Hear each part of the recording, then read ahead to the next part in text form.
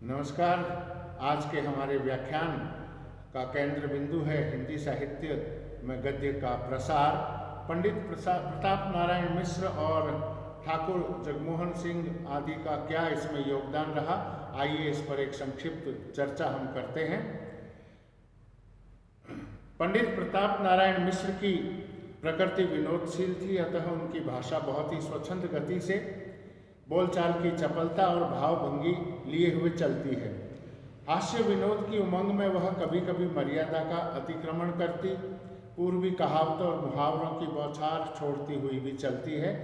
उपाध्याय बद्री नारायण चौधरी प्रेम घन के लेखों में गद्य काव्य के पुराने ढंग की झलक, रंगीन इबारत की चमक दमक बहुत कुछ मिलती है। बहुत से वाक्य खंडों की लड़ियों से गुथे हुए उनके वाक्य अत्यंत लंबे होते थे, इतने लंबे कि उनका अन्वय कठिन होता था। पद विन्यास में तथा कहीं कहीं वाक्य के बीच विराम स्थलों पर भी अनुप्रास देख इंशा और लल्लू लाल का स्मरण हो आता है। इस दृष्टि से देखें तो प्रेम घन में पुरानी परंपरा का निर्वाह अधिक दिखाई पड़ता है। आइए चलते चलते हम बात कर लेते हैं पंडित बालकृष्ण भट्ट की, जिनकी भाषा अधिकतर वैसी होती थी जैसी खरी खरी सुनाने में काम में ली जाती है। जिन लेखों में उनकी चिड़चिड़ाहट झलकती है वे विशेष मनोरंजक हैं। नूतन और पुरातन का वह संघर्ष काल था, इससे भट्ट जी को चिढ़ने की पर्याप्त सामग्री मिल जाया करती थी। समय के प्रतिकूल पुराने बद्धमूल विचारों को उखाड़ने और परिस्थिति के अनुकूल नए विचारों को जमाने में उनकी लेखनी सदा तत्पर रही। भाषा उनकी चरपरी, तीखी और चमत्कारपूर्ण होती थी। आइए बात करते हैं ठाकुर जगमोहन सिंह की शैली की। ठाकुर जगमोहन सिंह की शैली शब्द शोधन और अनुप्रास की प्रवृत्ति के कारण चौधरी बद्री नारायण की शैली से मिलती जुलती है, पर उसमें लंबे लंबे वाक्यों को वह जटिल रूप नहीं दे पाती।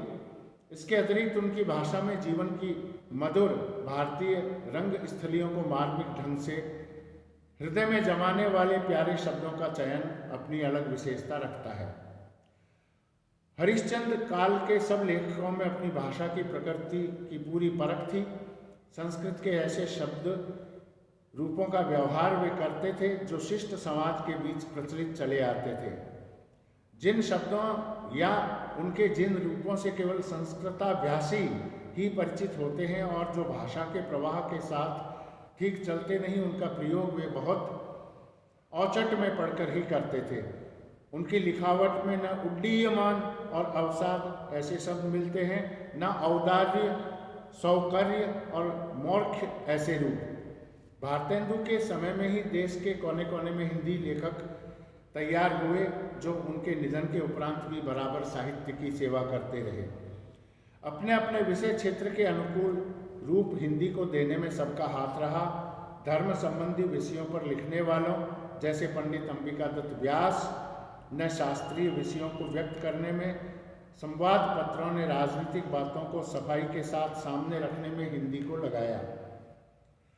सारांश यह कि उस काल में हिंदी का शुद्ध साहित्योपयोगी रूप ही नहीं, व्यवहारोपयोगी रूप भी हुआ। अगले व्याख्यान में हम बात करेंगे शैली के उपरांत लेखकों के दृष्टि क्षेत्र की, उनके मानसिक अवस्थान की। तब तक के लिए धन्यवाद, बहुत बहुत शुभकामनाएं। स्वस्थ रहें, सुखी रहें, सजग रहें और सतर्क रहें। जय हिंद।